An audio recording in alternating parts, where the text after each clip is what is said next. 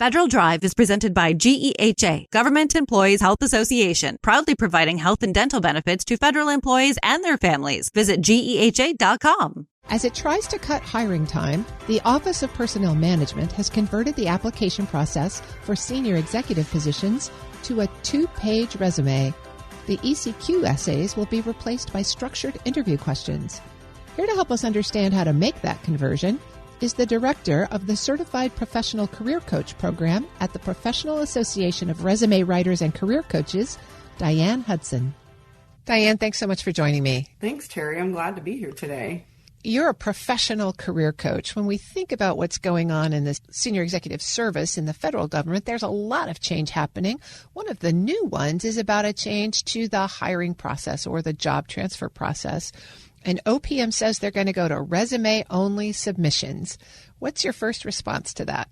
Well, my first response is wow, because we have been writing 10 pages of leadership essays for 25 years or something like that. So now we are converting to a two-page resume only, and we have to also still put in all of those competencies from those 10 pages that we used to do. So now we've got to really write tight and really get our executives to shine, if you will. Those leadership qualities have to really fly off the page now.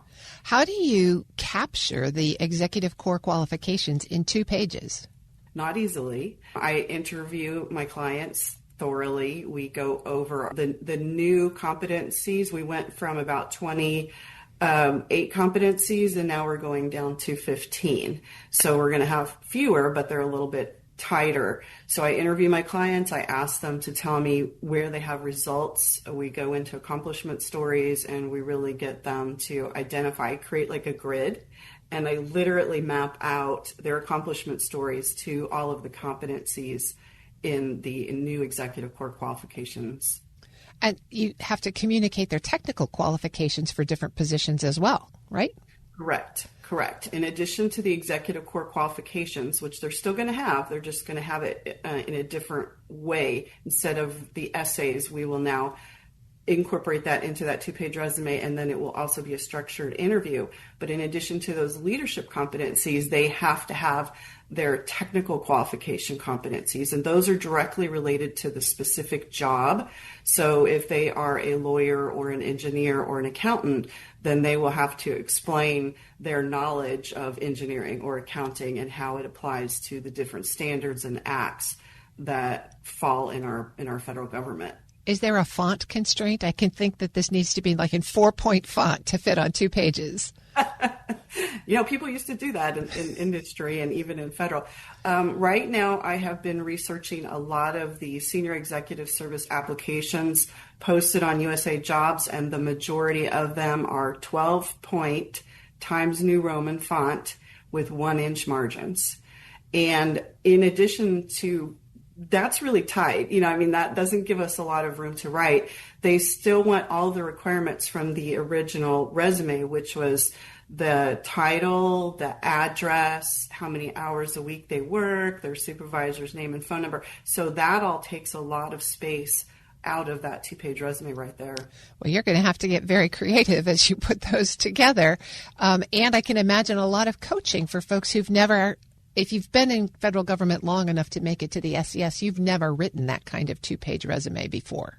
Correct. A lot of people who have grown up in the federal government go from say a GS5 or 7 up to a GS15.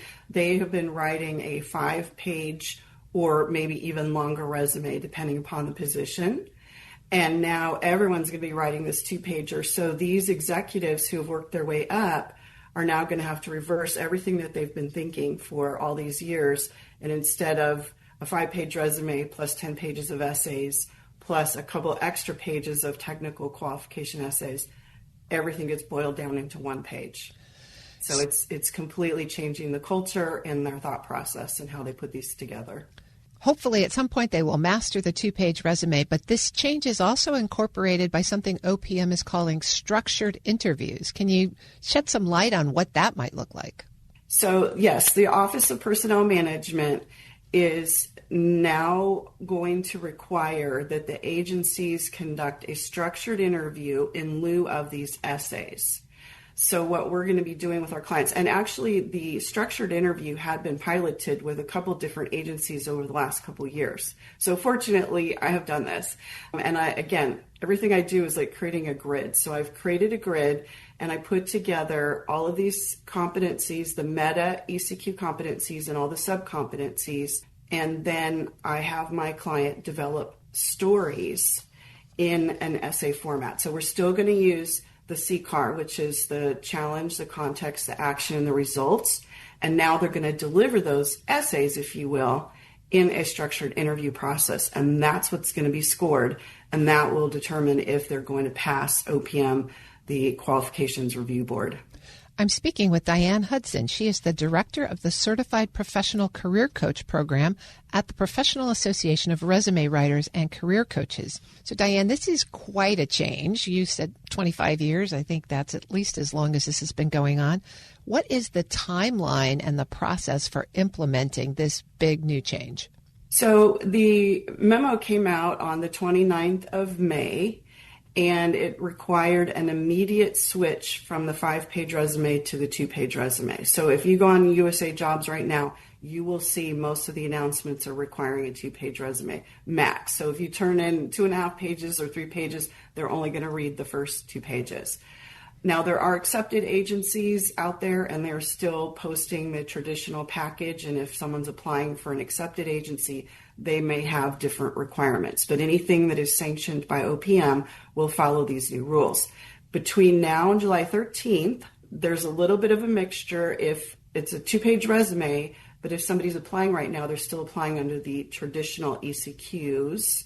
After July 13th, everything will switch to the new ECQ process because the new hiring timeline is 80 calendar days. It used to be 90 working days. So it almost cuts it in half. So from July 13th to October 1st, which is the new fiscal year, then everything will make that conversion. So we're already writing 2-page resumes and prepping our clients for the structured interviews, but by July 13th, everything that's posted after that will fall under the new structure. That's really helpful. So as people are maybe aspiring to be senior executives in the federal civil service, what should they be thinking about as they're planning for their future careers? In light of these changes, in light of other changes that OPM is making, I'm going to ask you to take off your resume writer hat now and put on your career coach hat for these folks.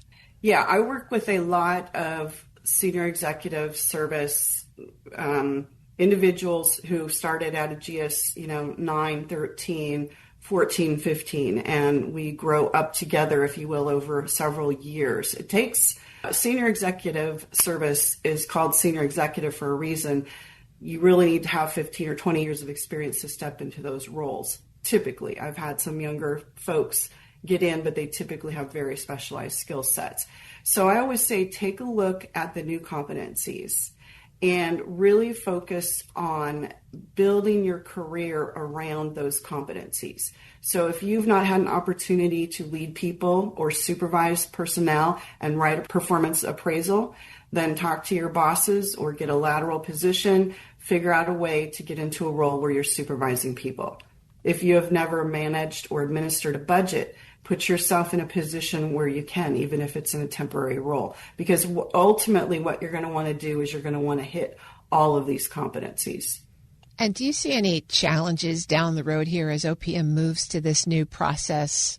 Are there people that are going to be advantaged, disadvantaged? Are you expecting it to have the results that they're hoping for? Well, it's going to be definitely a challenge initially because HR has to be retrained, OPM has to be retrained, the boards that are reviewing all the resumes and the packages have to be retrained. So there's going to be some challenges there. Those individuals who are selected for SES will now go through a training program so that they can learn all of the new laws and executive orders and things like that. So there is going to be an adjustment for both the people doing the hiring and then the individuals who are being hired. So there will be an adjustment there. So patience may be the watchword here. Yes, definitely some patience. There's a lot of confusion right now. And my clients are calling and saying, I'm confused. I don't know what to do. Help me out. A lot of it is just really thoroughly reading those announcements and making sure that you're not missing the mark you're turning in the proper paperwork, because you can be disqualified for not turning in your transcripts, for example, if it's required. Or if you're a military individual and you don't turn in your DD-214, your military documentation. So you can just be disqualified. So, it's really important to read those announcements in its entirety, pay attention to USA Jobs and OPM, see if there's news coming out over the next, 4 or 5 months between now and October 1st. OPM is going to put together a sample resume. They're going to define the competencies more thoroughly. Right now there's a guide out there, but I think it's from 2012. So hopefully all these things will get updated over the next several months so that we have something to work from. I've been speaking with Diane Hudson. She's the director of the Certified Professional Career Coach program at the Professional Association of Resume Writers and Career Coaches. Diane, thanks so much for joining me and for your really practical advice today. Oh, you're very welcome. I'm glad to be here. We'll post this interview at federalnewsnetwork.com/Federal Drive. Listen to the Federal Drive on your schedule. Subscribe wherever you get your podcasts. What makes a great leader in government? Christine Harada joins WEPA CEO Shane Canfield to reflect on her journey from aerospace engineering to the White House. In this episode, she shares lessons on public-private collaboration, leading with purpose, and why service, not power, should guide leadership. Hello, and welcome to the Lessons in Leadership podcast. I'm your host, Shane Canfield, CEO of WEPA. Today, I'm joined by Christine Harada, former Senior Advisor at the Office of Federal Procurement Policy within the Office of Management and Budget. Ms. Harada, welcome, and thank you for joining me. Thank you so much for having me. You spent portions of your career working in both the public and the private sector. And from your experience, what makes leadership in the federal sector different than the private sector? At the highest level, leadership in the public sector is very fundamentally at its core mission-driven. Right? The work is in the service of the public good, and the goals and the programs are frequently long-term, they're systemic, and they're incredibly complex. And success, isn't necessarily measured by quarterly earnings. We don't have that kind of drumbeat, but certainly more by the lasting impact that we have on Americans' lives. What's also unique about public sector is, in my view, the profound sense of history that you feel. And I think certainly I was very aware about the work that I was doing and how it builds on the efforts of those who came before me, and that future generations of leaders also depend on the decisions that were being made today. And that, for me, certainly provided a greater weight of responsibility. That's a wonderful answer. And I was in the private sector for much of my career, and now WEPA is a nonprofit, and I really relate to what you said about being mission-driven rather than profit-driven. You've got a long-term view, and always at the core of it is serving others. Yes. Is there a moment that stands out to you from early in your career that influenced your leadership style later on? I started out my career as an aerospace engineer, building satellites and airplanes. And when I first entered the workforce, my organization at the time had 120 people. We were a large company, 120 people, 4 women, and I was the only woman of color. I was also the youngest throughout the entire organization. And so, I remember having an experience when I was doing some engineering work. We had a design review, and I had seen some issues with the flight software that I pointed out.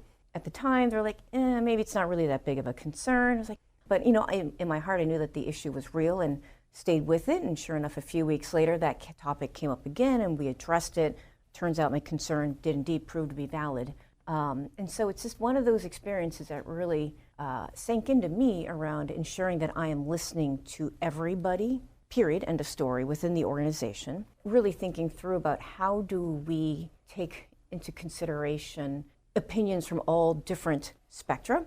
As a third-generation Japanese American, right, I was raised to be humble, keep your head down, and work hard, etc. But at times, leadership also requires you to speak up, do so politely, with courage, etc. Even though you may be the only voice in your room, but certainly trust your voice. It also really helped shape my belief around diversity. DEI programs right now are viewed in a negative light. We're all mosaics, and they become better because you have those different experiences. And that's really stayed with me throughout the entirety of my career. The diversity issue is a really big one coming from the insurance industry. That's an industry which is working on that. It's really a diversity of viewpoint and perspective and experiences that does influence your business, and more diverse employee bases absolutely helps. Was there a time in your federal career, perhaps when you were at OMB, that you faced what you consider a real challenge, and how did you overcome it? One moment that really stands out in particular was when I was serving as the Federal Chief Sustainability Officer during the Obama administration. You know, we had set, like many administrations, had set some really ambitious goals, very, very, very ambitious goals around how do we think about making the federal government's operations much more sustainable.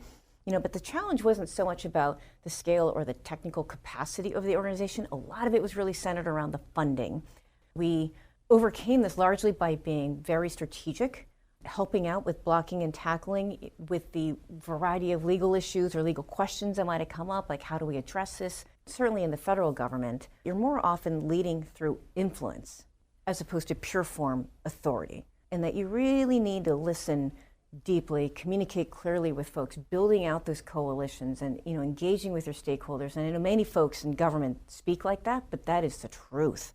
As someone who's spent time in both the federal and the private sectors, what makes the relationship between the two sectors important? Certainly, you know, it's an absolutely essential partnership, and I would add on to that, like nonprofits or philanthropic organizations. As I mentioned before, I'm Japanese American, and in Japan there's a symbol for thunder, which looks like 3 arrows pointing, you know, around each other in a circular pattern, kind of to represent the swirl, if you will, of clouds. And that's kind of how I view the relationship between the government, the private sector, and the nonprofit sector. The government frequently sets the vision, the policy, the direction, but of course it's the private sector that brings the capital, the innovation, the skill set, the capabilities, et cetera, to be able to execute. Partnering with that, of course, are the nonprofits who may be supporting the surrounding society. Public-private collaboration is not just about contracts or compliance, but it's also about figuring out what's your shared purpose. That's when real transformation can and does actually happen. In life insurance, there's a concept, lifetime value, where bringing a new insured in costs a lot more money than the amount of premium. And so when you talk to commercial carriers, it's a similar kind of thing. You need to bring them into the concept that they're going to be with us 20 years, and after 5 years, you can ride through that. But it's a concept that isn't easy for commercial businesses to understand. You know, that's a partnership too. Very, very similar. What advice would you give to somebody aspiring to become a leader in government? There are 3 things, right? So firstly, around leadership in government, you want to make sure that you're leading with purpose. You want to stay grounded in your values, and don't underestimate the power of relationships. Remember why you entered public service in the first place, and that'll help carry you through some of the inevitable challenges that you're going to face. Making sure that you are also investing in relationships. In government, you rarely have full control, and I think this is, in my view, more important in government than perhaps in the private sector. You know, you are frequently leading through influence. You are collaborating with very different parties who frequently have very different agendas than you do. And so building that trust, investing in building that trust and planting those seeds earlier and along the way in your career, I think is absolutely critical. And certainly last but not least, I would say, you know, don't feel that you have to have it all figured out on day one. You know, absolutely stay open to the unexpected. Say yes to the opportunities that stretch you, and know that you can lead from wherever you are. It's not just about position or hierarchy. It's about the impact that you can have. What wonderful advice, especially in today's world, which is a little topsy-turvy. Who is one person, someone you know personally or perhaps someone well-known, that's impacted your leadership style? The leaders that particularly stand out for me are Colin Powell, a woman named Carla Harris, who was a managing director in investment banking, and then last but not least would be my father. Starting with perhaps the more famous one, Colin Powell. I read his biography, loved his perspectives and the rules of leadership that have been particularly influential for me, right? So get mad, then get over it. Share the credit. Perpetual optimism, a force multiplier, you know, things of that nature. And hearing his story was certainly very inspirational for me. And so I certainly very much look up to him. and as a role model. The second person that I mentioned is a woman named Carla Harris. She's an African-American woman, became a managing director at an investment bank in the 80s, at a time when there were not that many women of color in investment banking in New York. And so she's published a book called Her Pearls of Wisdom. It's one of her trademarks. She always wore a pearl necklace, and she has pearls of wisdom around how can you be authentic and build relationships to be successful in super challenging environments. And she had a lot of guidance on the importance of finding sponsors and mentors. And certainly last but not least, my father is really my why for I do a lot of the work that I do in the public sector. He started out life like many other, immigrant kids in poverty. He was a strawberry farm laborer. Japanese Americans at the time were not allowed to own the land, so we worked the land. He grew up in that kind of environment. And I just think it's absolutely neat that someone who came really he was dirt poor, to say it, and his daughter ended up working in the White House twice. Quite the American dream, and I would very much like to have that opportunity available for other people as well. Well, wonderful, absolutely wonderful. Christine, thank you very much for your time today and all of these learnings. It's really good, impactful. Thank you for sharing. Oh, thank you so much for having me. I really enjoyed it.